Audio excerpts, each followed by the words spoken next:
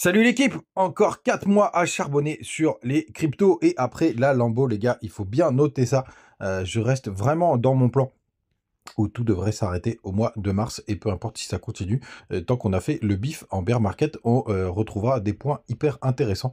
Mais je préfère prendre trop tôt si jamais c'est positif où j'ai récupéré ce que je voulais récupérer. On ira voir bien entendu BTC à court terme, puisqu'il nous a fait des jolis trucs et on a encore l'histoire qui se répète. Il y a des signaux qui sont plutôt positifs, vous allez voir. Et puis on ira voir l'alt du jour que vous n'avez pas choisi, c'est moi qui l'ai choisi celui-là, parce qu'il y a une configuration qui est assez sympathique. Le BTC ce matin, 96 500 $, il est plutôt stable. Ether, il est à 3007, il est plutôt stable aussi. Le reste de l'app, c'est assez rouge.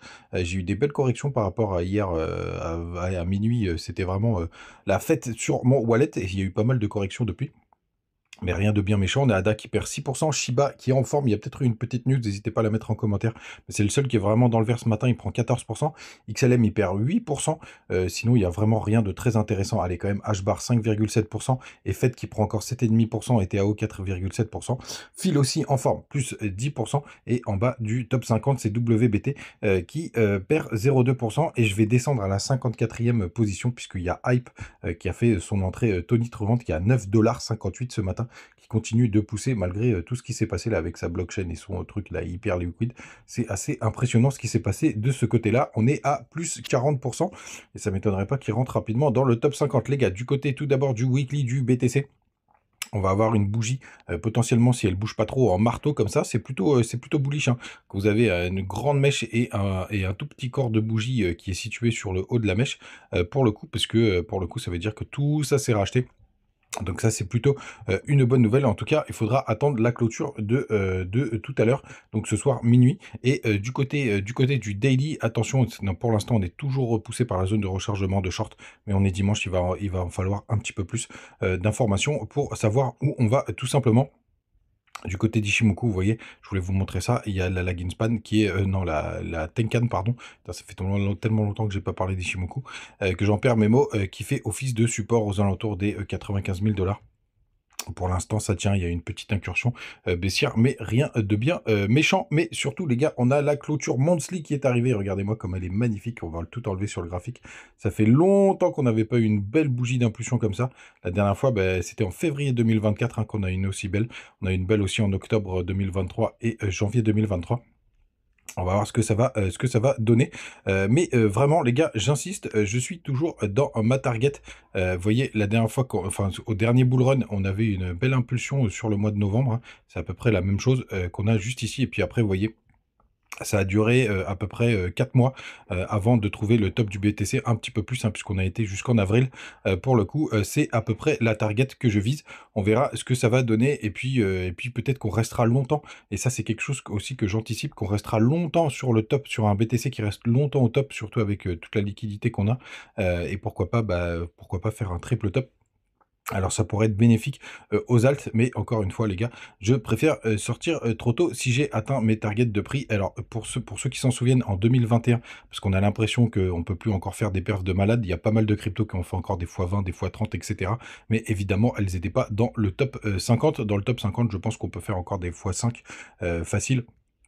Peut-être certains qui feront plus, mais il ne faut pas non plus s'attendre à des performances complètement stratosphériques. Moi, je suis sur pas mal de cryptos un peu plus exotiques. Donc, je visais un x10 là depuis les dernières semaines. Là, ça s'est fortement réduit. Si je fais x5, x8, je serai dans les clous tout simplement. Mais bien entendu, les gars, l'occurrence me dit que on est plus proche, enfin on n'en a pas encore fait vraiment la partie parabolique complètement barjo, ça c'est vraiment la bonne nouvelle, mais par contre on est plus très loin à mon avis de prendre des gros profits pour pouvoir sortir gagnant de tout ce bordel. Les gars, la bonne nouvelle que je voulais vous montrer aujourd'hui, c'est qu'on a clôturé les contrats CME, donc le Chicago Mercantile Exchange, donc ils sont ouverts que la semaine, et c'est là où vous avez le plus de volume. On a clôturé à 98 365, alors il y a un petit delta. Il y a un petit spread avec le cours classique, mais vous voyez, on est à peu près 2000 $. Donc ce serait un gap qui serait haussier, puisque si on réouvre, hop, on va se mettre en daily, hop, ça voudrait dire qu'on réouvre à peu près sur cette zone, hop, c'était 96 000 et des bananes, tac, tac, tac, tac, tac. qu'on réouvre aux 96 500. Donc tout simplement, on aurait ce petit gap là qui irait d'ici jusqu'au pointillé. Donc il faudrait aller combler en général dans les 48 heures. Et pour l'instant, ça fonctionne plutôt bien. Du côté des autres indicateurs, on a notre long short ratio qui est à 50-50. Ça, c'est plutôt une bonne nouvelle. On a, qu'est-ce que je voulais vous montrer? La Bitcoin dominance qui continue de chuter, ça fait vraiment plaisir. Regardez-moi cette belle bougie rouge. Voilà, quand je pense qu'on me prenait pour un taré, quand je disais que l'alt season serait dans 2 semaines, on a une belle bougie rouge. Ça fait longtemps qu'on n'en a pas eu une belle comme ça. Alors ça veut pas dire qu'on est tiré d'affaire, hein, les gars. Moi, ce que j'aimerais, c'est qu'on aille briser ce petit canal parallèle qui fait très très bien son job. Mais pour l'instant, une belle impulsion baissière où le BTC perd 61 à 56, perd 15 points. Non, moi je vous dis des bêtises par contre, pas autant. Hop, 61 à 56, ouais, non, c'est plutôt 4 points. Ça faisait longtemps qu'on n'avait pas eu une telle variation. Donc les gars, j'espère qu'on est exactement dans cette configuration juste là, encore une fois. Et là, pour le coup, ah, ça avait mis un peu plus de temps, donc ce serait plutôt pas mal. Non, il y a combien de semaines? On va essayer de passer en monthly pour voir si ça correspond, pourquoi pas au top du bull run au mois de mars. Hop, là on peut considérer qu'il y a un mois qui s'est effectué, voilà, juste là. Ah tiens, d'ailleurs en monthly elle est très très belle, vous voyez. Je vous montre un truc aussi d'un point de vue chartiste. On a clôturé sous le plus bas de la bougie précédente, donc ça c'est hyper bearish pour la Bitcoin de dominance, hein, j'insiste bien. Donc c'est plutôt une bonne nouvelle. Et regardez, ah, mais magnifique, j'aime bien vous montrer des trucs en direct live qui sont des basiques. Regardez, on a eu exactement la même bougie ici, vous voyez, on a clôturé un petit peu en dessous. C'est vraiment très très propre. Et après, pour trouver, ouais, pour trouver le bottom, en tout cas, on a eu 3-4 mois derrière. Regardez, 1, 2, 3, 4. Donc on revient sur notre logique d'avoir les 4 mois. Alors je sais bien qu'ici on a eu le BTC est resté longtemps et les alts sont pas mal exprimés. On verra d'ici là, mais il faudra de toute façon pas tout sortir d'un coup. Mais je suis content d'avoir vu cette petite bougie monthly là sur la Bitcoin dominance parce que ça veut dire que l'histoire se répète et c'est plutôt bon signe pour nos portefeuilles d'alt. Du côté des autres infos, en attention, mais ça c'est souvent le week-end, on a des fundings qui sont hyper positifs. Alors, je vous le disais sur Twitter, n'hésitez pas à me rejoindre. Encore une fois, je vous rappelais ce qui s'était passé précédemment. Depuis plus d'un mois maintenant, on a les samedis qui sont hyper pumpy, hein. Moi, mon wallet, il a touché un gros ATH hier soir vers 23h minuit. Et en général, on a une correction le samedi qui était en fin d'après-midi, début de soirée. Alors là, ça a été un peu plus tard puisqu'on se réveille plus tôt avec un gros décalage sur nos portefeuilles. Alors rien de dramatique, hein. Puis moi, j'ai quand même pas mal de positions à levier, donc forcément, c'est un peu plus volatile. Mais pour le coup, on se réveille toujours avec un dimanche qui est souvent neutre rouge, pour le coup, parce que ça a pris un peu plus de retard. Et l'histoire semble se répéter, même si le timing est un petit peu différent. Mais c'est assez impressionnant. Les gars, bravo à tous ceux qui ont suivi mon call sur Core. Moi, je suis pas dedans, donc je suis un peu dégoûté. Mais bravo à tous ceux qui l'ont suivi. Je crois que je l'ai topé vers les 1 dollar. Ce matin, ça pousse encore très très fort. Donc bravo à tous ceux qui sont dedans. N'hésitez pas à me rejoindre du côté de Twitter. Vous avez aussi le Telegram, les petites news, les petites infos, etc. Vous avez aussi le TikTok. On est bientôt 3000. Ça fait plaisir, les gars. Quand je pense que je me suis fait shooter mon compte et qu'on est déjà bientôt 3000, ça fait du bien. Et vous avez les liens du côté de BitGet, de BingX, de Mexe. Pour le coup, n'hésitez pas à en profiter. Et on finit avec la crypto du jour, les gars. C'est notre ami Ordi. Alors, gros, un disclaimer quand même assez important. Je sais pas, et ça c'est un doute que j'ai, je sais pas si les ordinals vont avoir encore la hype qu'ils ont connue, puisqu'il s'est passé tellement de choses depuis.